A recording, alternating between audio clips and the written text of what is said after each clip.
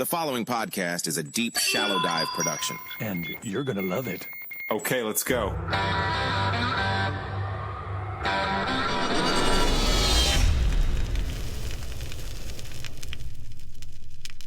All right, so I was trying to figure out a way to reintroduce you to everybody, and I was like, oh, I know what I'll say. I'll say the prodigal son has returned. And then I was like, I don't even really know what that means. I use that term a lot. I don't know what that means. So I chat GPT'd it and I said, hey, what does the prodigal son returns mean? And is it a good thing or a bad thing? And it turns out it's kind of a bad thing. It's like a biblical reference to Luke leaving Jesus or leaving his home, squandering all his inheritance and basically making a mess, and then returning home to beg for forgiveness. I guess I'm here to beg for forgiveness, guys. So, Yeah, exactly. All right, everybody. He is back, Elijah Kahlenberg. Dude, it's great to see you. Great to have you. I really wanted to kind of have you on to talk about, obviously, a few things that, are really in the news. And last week I had Greg Stoker on and we touched on this. So let's get into it, because I honestly want your opinion on this whole Muhammad Khalil situation. Like, was that somebody you knew? Because obviously what he was doing at Columbia last summer, I mean, hell, you were one of the leaders at UT Austin doing your, student protests for really the ungenociding of Palestinian people. That's what it was about. I talked last week with Greg also about the fact that, first of all, this was last summer. It was Christian, Muslim students and faculty that were all simply protesting the war. Anyway, give us your thoughts, man. Is that somebody you knew? What do you know about him? What can you share with us? Yeah, I don't know Khalil personally, but I know many in his general circle, some of his comrades, his peers, people that call him a close friend. I am in contact with those individuals. And my general take on the whole situation is that this is the biggest affront to First Amendment rights in American history, arguably.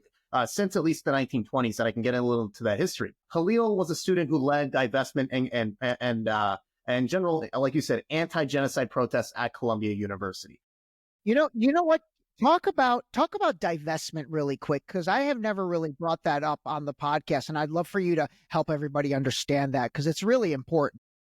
Sure. There's a movement in Palestinian solidarity called the boycott, divestment, and sanction movements. So humans, individual people on the ground, can boycott Israeli goods. That means you're not buying Israeli products, especially those made in the West Bank and Israeli settlements. Divestment is an institutional level boycott of Israel. So our colleges, our businesses are all putting in money in Israel. And so what we are calling for through divestment is for the money that we are putting in tuition by otherwise supporting these organizations to be taken out of Israel. So, for example, at UT Austin, we have a system called the UT Investment Fund. And that investment fund puts a lot of money in weapons manufacturers and other organizations that are directly giving weapons to Israel to genocide the Palestinian people. So divestment is asking the institutions we frequent to remove their money from Israeli firms, from weapons manufacturers that are otherwise profiteering from the death and destruction of the Palestinian people. Sanctions is the government-to-government level. Sanctions is when a government puts sanctions on another government for human rights abuses. So the S of BDS is us asking for the American government to officially sanction Israel for its human rights abuses. So B is our level, the boycotts. D, divestment, that's the institutional level. S is the governmental level, sanctions. And so it's a three-tier approach, but yeah, all to remove money from Israel's genocidal campaign in Gaza and otherwise the human rights abuses and apartheid in the West Bank. Okay, BDS, that makes a lot of sense. I mean, I'll tell you what's crazy is I guarantee you if you poll American people, they would have no idea that divestment even needed to happen, because they would have no idea that American universities, colleges, pension funds at the state level, that what other country are we putting all this money into? None. Yeah. I can't make a parallel. I can't make another example. Not even our allies in Western Europe have this kind of relationship with us. But we know from historical precedents that the only way you get these nations to change their policy is through divestment. Best example in the world, apartheid South Africa. There was a huge divestment campaign started at Columbia University, actually, on American college campuses, calling for the divestment of institutions, other groups that were profiteering from apartheid in South Africa, that were doing business with apartheid South Africa to influence them to change their policy. And so to me, the only way to get people to change is hit them where it hurts, hit them in the bank. Yeah. And Yeah. it's been effective. We have historical precedents for this, and it definitely works. Okay. Okay. Let me ask you this question. How are you doing, like, personally with, I guess, in your community, like in the Jewish community? I mean, are you still getting a lot of hate, and like even within your family, your extended family, like is that continuing to be difficult for you because you're continuing to be so outspoken? That's a great question. I would say the hate has never stopped, but I think as the genocide goes on in Gaza, there are more Jewish individuals, especially younger Jews, who become awakened to the iniquities of the state of Israel. I think it's our generation, especially in comparison with the boomer generation, the Gen Xers of the world. Our generation is much more critical of the state of Israel, even much more anti-Zionist, I would say. And so I think I have a lot more sympathetic voices from my generation of Jews. It's more the older Jews that have particular issues with where I'm coming from, my ideology. But even those older Jews, the way I go about broaching these conversations with them is through a language they can typically understand.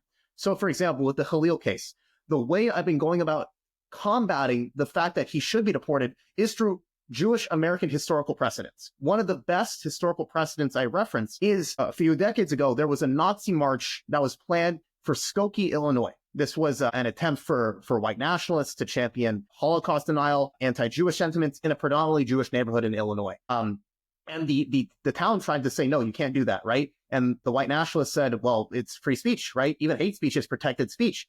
And believe it or not, it was a Jewish lawyer from the ACLU who defended the Nazis' right to do that. And they ended up winning. They ended up saying, yeah, you can have these protests. And so you might not like what people have to say.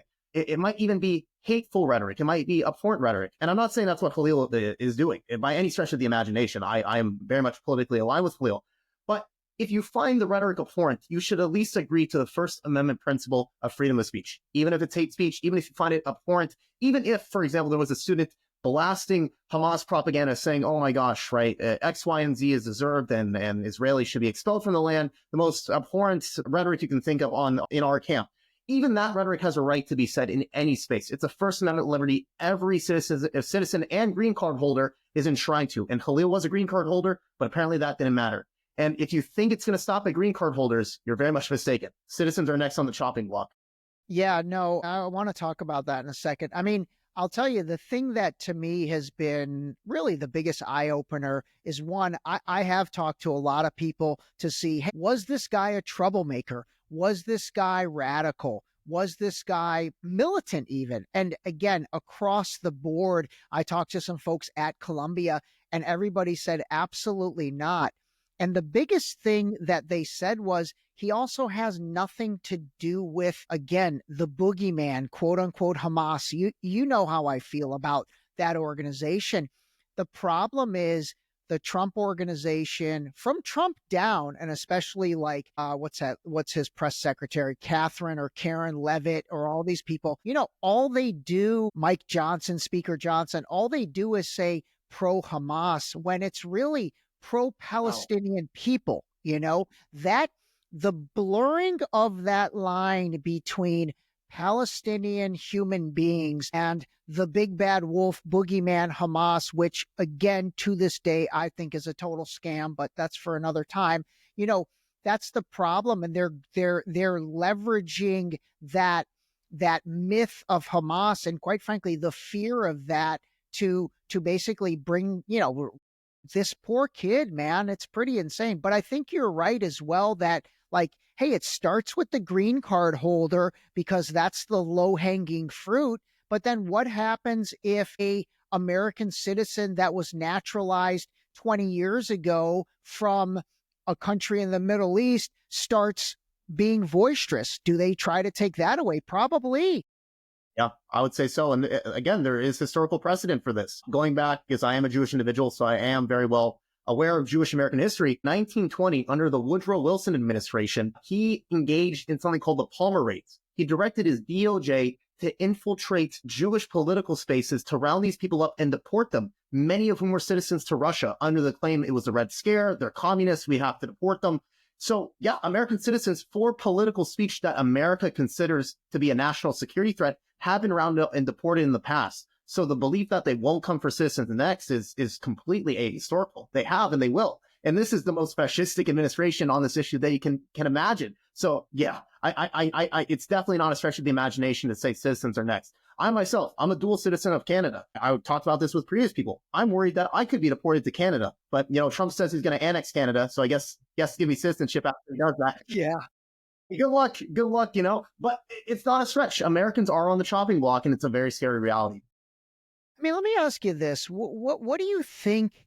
Like, I honestly, I've been very surprised at just how all in Trump is on this. And when I say on this, I'm talking about the connection with Israel. It's like, I honestly thought he hated Netanyahu. I thought their relationship fell apart in 2020 when Netanyahu congratulated Biden so fast.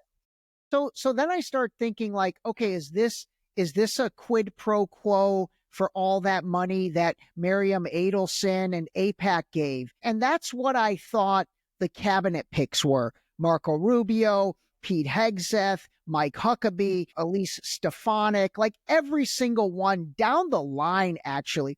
Ironically, the only cabinet pick of his that was not pro-Israel was Matt Gaetz. And he's the one that got removed, and then Pam Bondi got put in his place. So originally I thought, okay, this is all the quid pro quo. And I thought it would kind of end there. But man, he is doubling and tripling down to where I think a lot of normal white American MAGA people are waking up and they're like, wait a minute, what is going on? Are we Make America Great Again, or is this Make Israel Great Again? What do you think is going on? Yeah, I loved your last line there, because even the claim, going back to Khalil, to deport them is that his rhetoric is a national security threat to the United States of America. I don't think I've ever heard Hamas threaten America, even if he was pro-Hamas, which he isn't. How is that a national security threat for us? It's a national security threat for Israel. So at the end of the day, they're putting Israel before America, right? This is a national security threat for Israel, maybe not for America. So, it's clearly Israel first for the reasons why that is. So one of them is obviously money, right? Like you said, Miriam Adelson gave him nearly $100 million if he was elected to annex the West Bank, to recognize Israel's annexation of the West Bank and Gaza. But there has to be a level of blackmail to this, right? I think that there was a rupture in Netanyahu and Trump's relationship even before Netanyahu congratulated Biden on the election win. It goes back even to when Trump was trying to hammer out a deal, right? His kind of BS two-state solution that was like a bunch of pockets for the Palestinian people. But he made references that Mahmoud Abbas, the leader of the PA, was much easier to deal with than Netanyahu. And he said, Bibi, you don't actually want to deal, do you? And Trump said this on tape. And Netanyahu's like stammering and saying, I don't know. But Trump, I think, recognizes Netanyahu's a bullshitter. Like, he's an evil person. So the question arises, why does he continue to do this? He knows it's wrong. There's a quid pro quo aspect for sure. I think with the Gaza stuff, they probably sold it to him as saying, oh, you're going to get some Trump hotels in Gaza. What Kushner was saying during the election, or right after October 7th, that you'll get Trump hotels in Gaza, you'll make it a resort. I think that's what Trump believes. But I think there's also a level of blackmail going on, because he's just so embedded. I've never seen a politician go this hardcore for another country. I'm not necessarily the most conspiratorial individual, but I mean, people talk about the Epstein stuff, maybe that they had some stuff on him and his connections to Israeli security and intelligence. And so there could be an aspect to that. Your guess is as good as mine, but I think they got some blackmail on the guy. We could postulate what that is. I know there's been accusations he's done some sexual devious behavior. Possibly that's what it is. But your guess is as good as mine. I think money, quid pro quo, blackmail, trifecta. I think that's what's going on here for sure. Well, I think the Epstein files, to me, that is such a clear indicator of something, because for 4 years, all the conservative pundits and all the guys that are banging their chest, from Charlie Kirk to Dan Bongino to Kash Patel himself, to all these guys were like, we want the Epstein files. We want the Epstein files. They promised, all of them promised that, hey, within 24 hours of being in office, we're going to release the Epstein files. And, here we are 45 days later, and not only have they not released it, but they're hiding it big time. Now, the question is, Are they hiding it because there's derogatory stuff about Trump in there? I actually don't think so. I think they're hiding it because there's derogatory stuff about so many people in the Trump network and so many people that are part of, the Zionist aspect. I also think they do not want to be on record and say Epstein worked for Mossad. Mossad gave the intelligence to Israel. The blackmail scheme was that, it was. But I think everybody knows Epstein. I mean, his last name is Epstein, for Christ's sake. Like, he wasn't working for Iran or Saudi Arabia. Like, obviously, he was Israeli intelligence or part of Israeli intelligence. What do you think about we've talked about evangelical Christians and the power base that they have and Christian Zionism and all that. Do you think that that's fact into Trump's doubling and tripling down, like all the Christian Zionists, like your buddy John Hagee and like all those people that we've talked about? Do you think they have influence on him right now? For sure. I mean, the evangelical base is a stronghold of the Republican Party, right? You can't get into Republican mainstream politics without being overtly pro-Israel. Trump just happens to be the most pro-Israel individual within that pro-Israel camp. But yeah, I would say there's definitely a Hagee-based influence there. But I would say it's weaning from previous years. We're seeing the evangelicals dip a little bit. Politically, I think the money isn't as strong as it once was. I think most white Protestant men are moving away from the evangelical faith and more towards more of a more mainstream doctrine of Christianity in the world, but more of a populist form of politics, one that more aligns with their economic interests rather than theological interests. But I mean, the influence is definitely there. Hagee runs a group called Christians United for Israel. It is the largest Zionist, financially, the largest Zionist organization in the U.S., which definitely has influence politically. So just like Miriam Adelson is the Jewish Zionist side of that, we have Hagee, that's the Christian Zionist side of that. That money definitely plays a role. But I think it's waned over the past few years. I don't think they have the same influence they did during, say, Bush or shortly after 9/11. But it definitely exists. Okay, that makes sense. Is that Hagee organization like QC or something? CUSI? Is that, or some acronym like that? Yeah, that's exactly them. Yeah. Okay. Yeah. Okay, yeah. Those guys are big, man. There's big money in that. Okay. One other thing I wanted to ask you is, as I've really just increased my education on all this stuff, and again, it's so different from me because I don't have true skin in this game. You have true skin in this game. Do you think that so much of what's happened, really the West Bank is the crown jewel that they're eventually wanting to take over because of Jerusalem and I'm assuming the biblical ties with Bethlehem and where Jesus was born and all that? Like, do you think Gaza was the appetizer and then the West Bank is the entree that they're really going after? In terms of annexation, the West Bank has always been the crown jewel. Biblically speaking, you're right. That's Judea and Samaria of the Bible. Has less to do with Jesus, but more the more ancient Jewish and Israelite patriarchs of the Bible. The prophets Elijah, Amos, all those people are from Judea and Samaria. Samaria is the northern portion of the West Bank. Judea is the southern portion.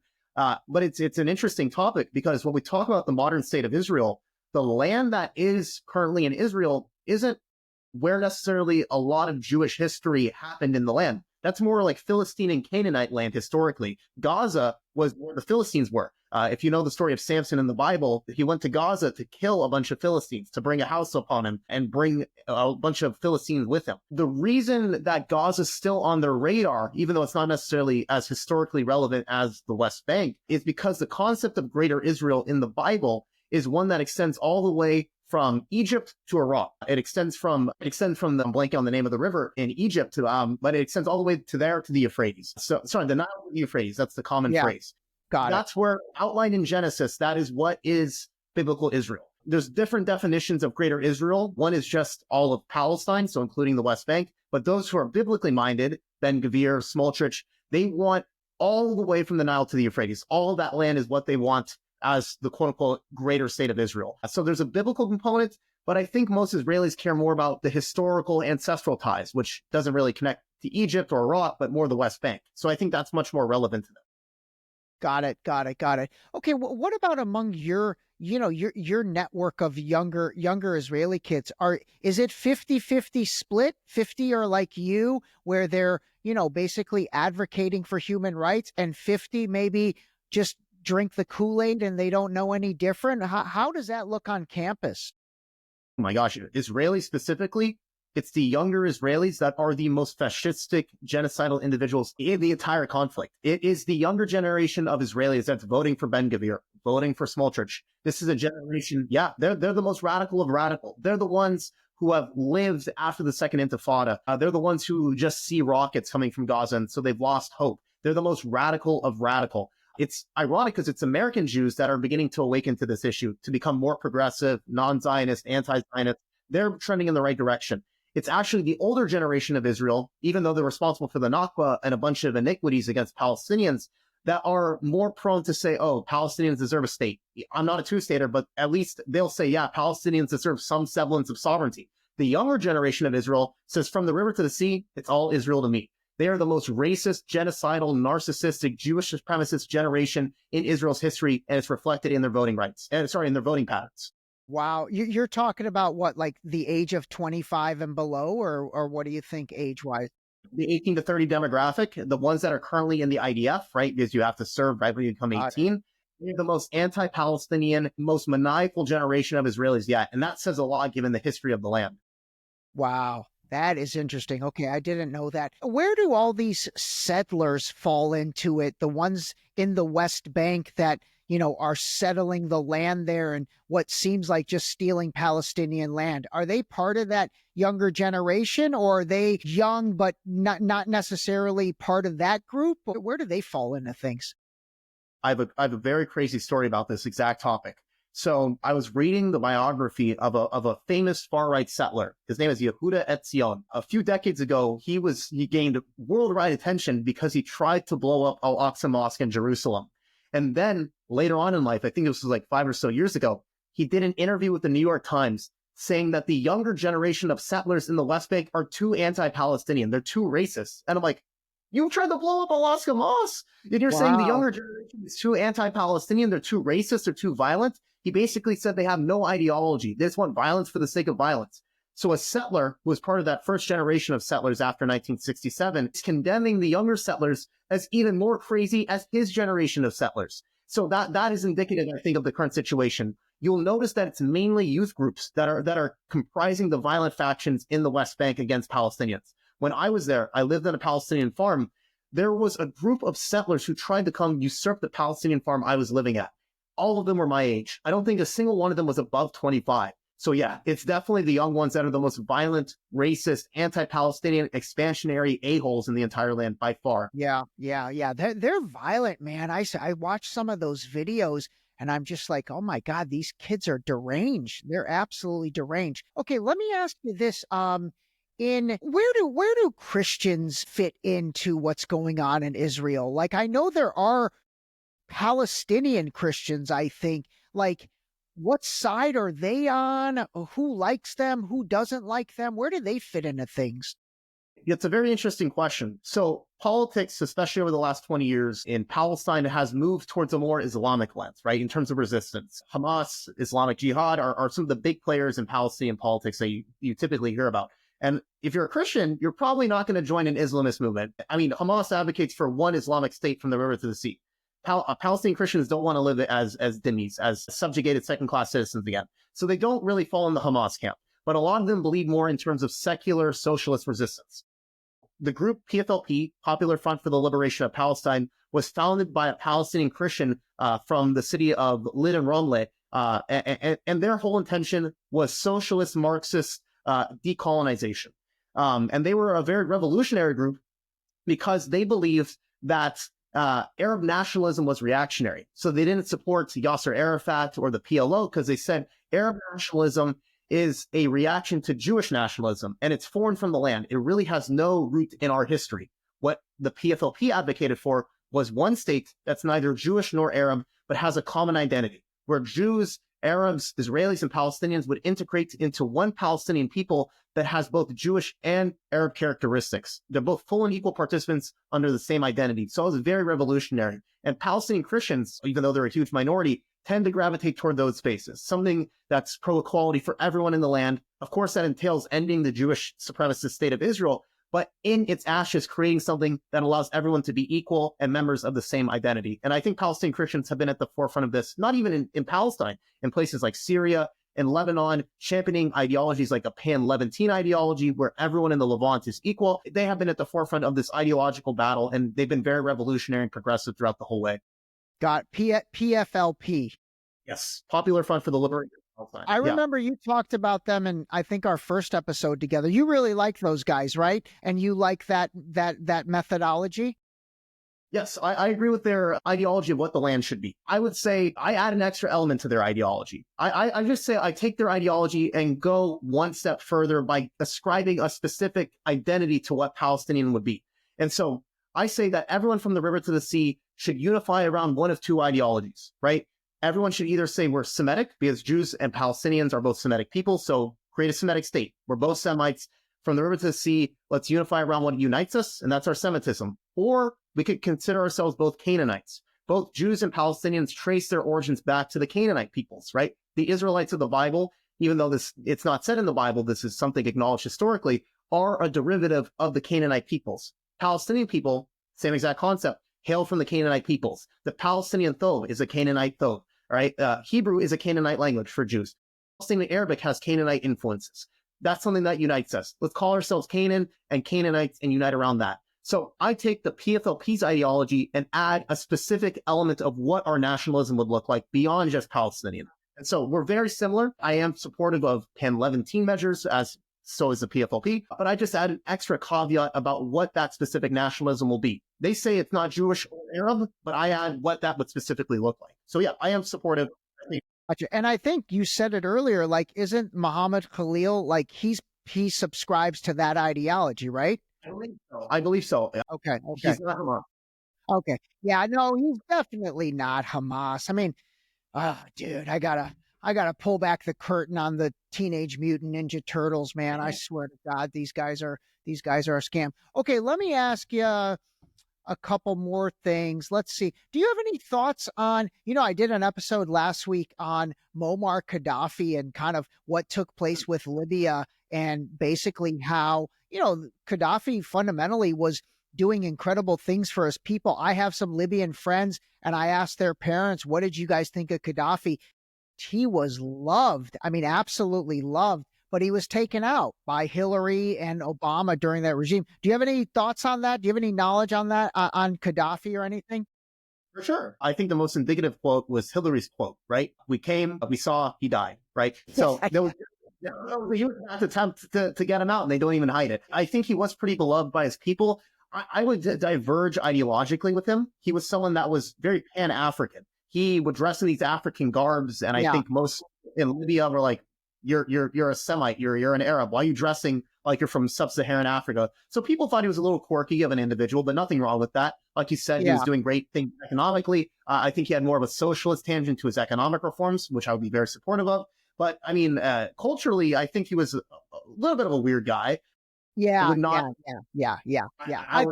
think he was a weird guy, but the reason I even did an episode on him and talked about him was, I'm just trying to help people understand that, maybe the people we've been told are the dictator, awful human beings of the world that need to die.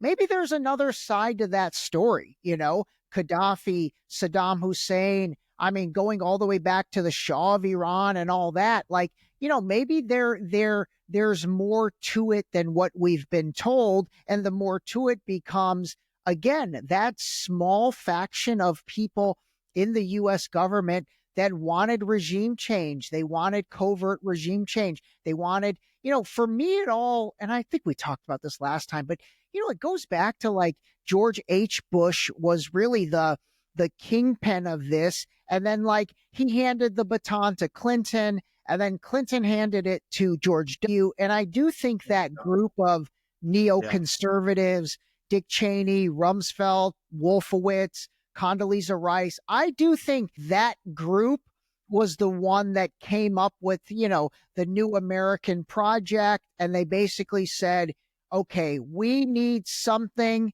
And then that something was 9/11. And then 9/11, they milked that for 20 something years. That's why I'm worried right now that like another 9/11 type event might happen under Trump, and Trump will milk what those guys milked for another 20 years. Everything to me is a playbook, man. And I look back at the things that have happened and I almost feel like, okay, they're going to just go back to the playbook and do something that was done before. The playbook was so absurd, but it worked perfectly in the early 2000s because Americans were very ignorant about the Middle East. They were able to Saddam Hussein, a secular Ba'athist, which called for pan-Arabism. He was killing Islamists, right? He hated Al-Qaeda. He hated these Islamist groups. America was able to say that this man was an Islamist. Like, this man is the antithesis of Islamism in the Middle East. But somehow America convinced its people that Saddam Hussein was hiding weapons of mass destruction, harboring Al-Qaeda, pro-Al-Qaeda. He was responsible for 9/11.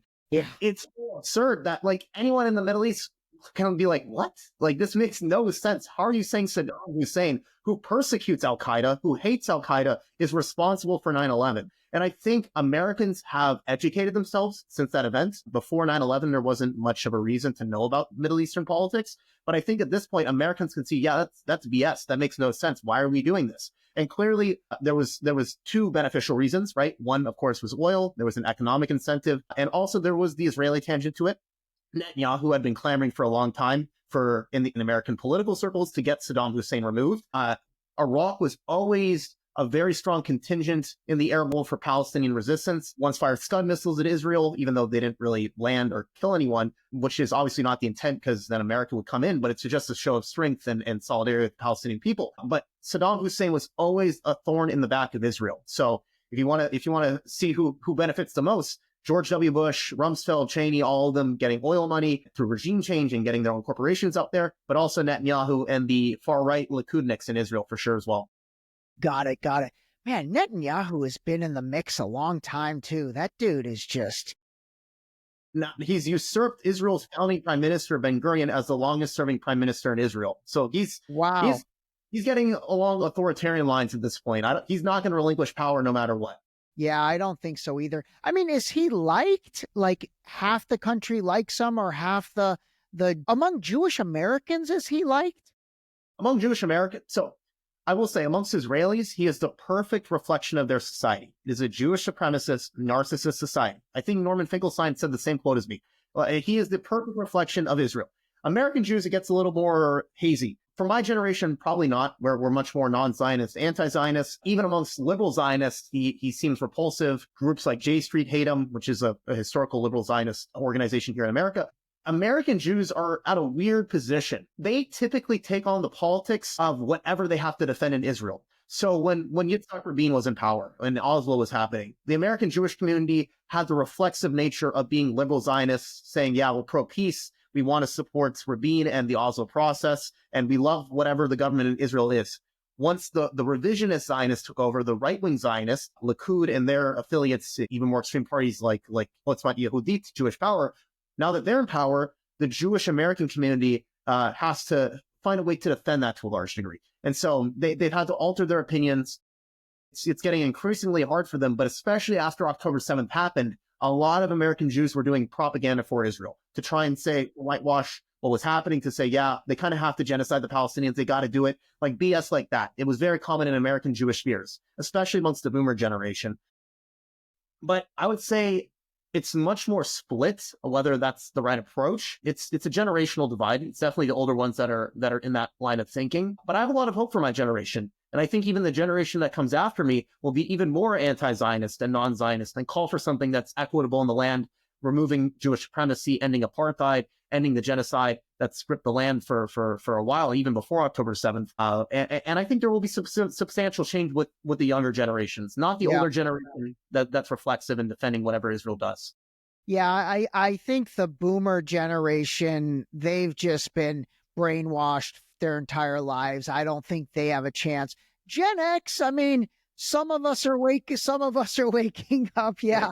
A little bit. Millennials, I mean, they're probably going to trend your direction. You're considered Gen Z, right? Are you part of Gen Z? Okay. Dude, Gen Z, Candace Owens said it. She said, there's feisty. They're feisty. I think it is. But you know what I really have admired about your generation and you in particular is that, you guys are really calling a spade, to use my own term. Like you're not letting historical baggage or historical narratives influence what you're seeing. You're so much well versed than, quite frankly, anybody. But even your age group that isn't as well read as you are, they're calling balls and strikes. Like I've talked to other younger people who may not know, they don't have any skin in the game. It's like my friend's kid who's like a super white Abercrombie and Fitch kid. God, I can't even use Abercrombie and Fitch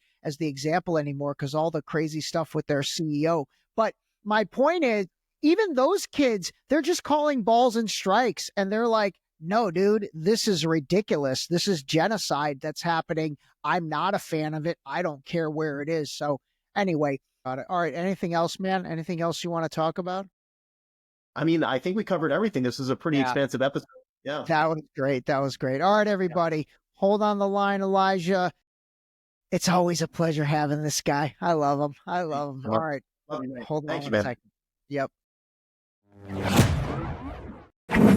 This episode was brought to you by the new book, Deep Shallow Dive Into You, available now on Amazon and Barnes & Noble in hardcover and paperback. Don't forget to sign up for our new mailing list on our website at deepshallowdive.com.